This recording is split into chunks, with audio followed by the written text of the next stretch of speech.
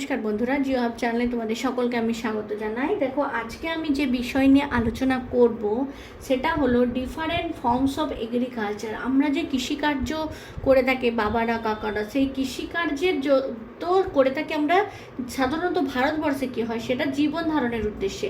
Commercial বড় farming কিন্তু ভারতবর্ষে খুব কমই হয়ে থাকে, কিন্তু যখন আমরা শাকসবজি চাষ করি, ফল চাষ করি, ফুলের চাষ করি, গাছ লাগাই, ধরো কোনো সিল্ক তসর উৎপাদন জন্য তসর গুটি চাষ করি, সমস্ত বিষয়টা যদি এছাড়া রয়েছে মৎস্য প্রতিপালন, সমস্ত বিষয়টা যদি কমার্শিয়াল পারপাস হয়ে থাকে, বাণিজ্যিকভাবে হয়ে থাকে, তখন কিন্তু সেগুলোর আলাদা আলাদা নাম রয়েছে। তো আজকের ভিডিওটা আমি সেই নিয়েই বানিয়েছি, সুন্দর করে ছকের মাধ্যমে দেখিয়েছি। দেখো, তোমরা ভিডিওটা স্কিপ করবে না, এটা কিন্তু খুব কোশ্চেনে আসে, জিকের জন্য ইম্পর্টেন্ট এবং জিওগ্রাফি যাতে তাদের জন্য ইম্পর্টেন্ট, গুরুত্বপূর্ণ। তো দেখতে থাকো। প্রথমেই যার কথায় আসবো সেটা হলো, দেখো, হর্টিকালচার।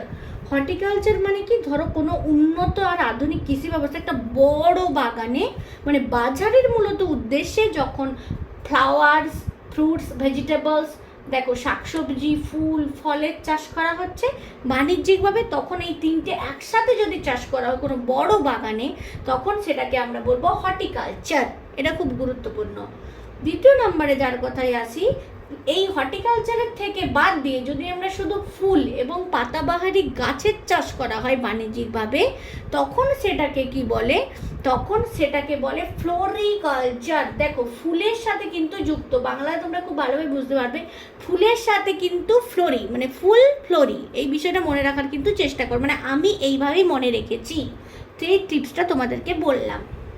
এছাড়া দেখো, পোমাম কালচার রয়েছে। যদি ফল চাষ করা হয় বাণিজ্যিকভাবে, ধরো কলা চাষ করা হয়েছে, আখ চাষ করা হয়েছে, মানে যেগুলো ফল, আপেল, আঙ্গুর, অনেক বড় বাগানে বাণিজ্যিক উদ্দেশ্যে অর্থ উপার্জনের জন্য এটা করা হয়েছে, তখন কিন্তু তাকে আমরা বলবো পোমাম কালচার। দেখো, পোমাম কালচার মানে কি, ফলের চাষ করা বাণিজ্যিকভাবে।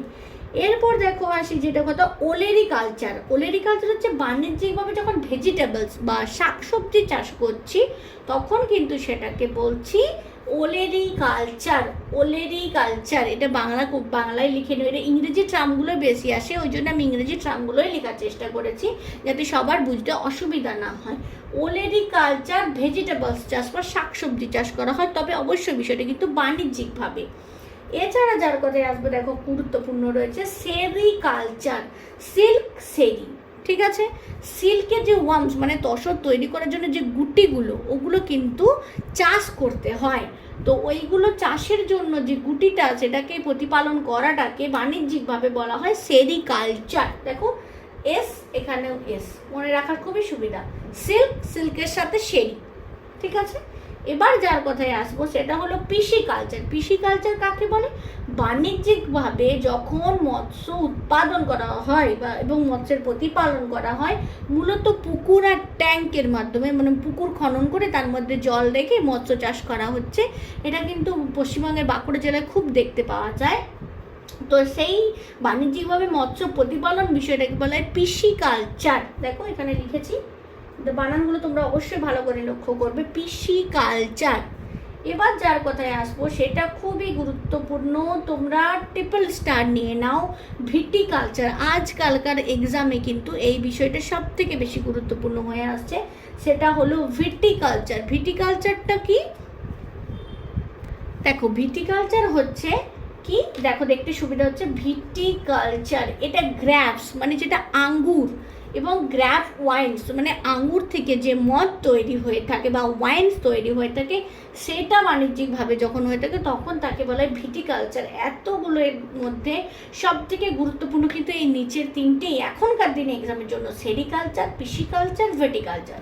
সেরিকালচার সিল্ক বা তসরগুটি, পিসিকালচার যেটা, সেটা হচ্ছে মৎস্য প্রতিপালন বা মাছ চাষ, আর ভিটিকালচার খুব খুব গুরুত্বপূর্ণ, গ্র্যাপস এবং গ্র্যাপ ওয়াইন্স মানে যে মদ তৈরি হয় আঙ্গুর ফল থেকে, সেটার জন্য, সেটা চাষকে বাণিজ্যিকভাবে যখন চাষ করে তখন তাকে বলা হয় ভিটিকালচার।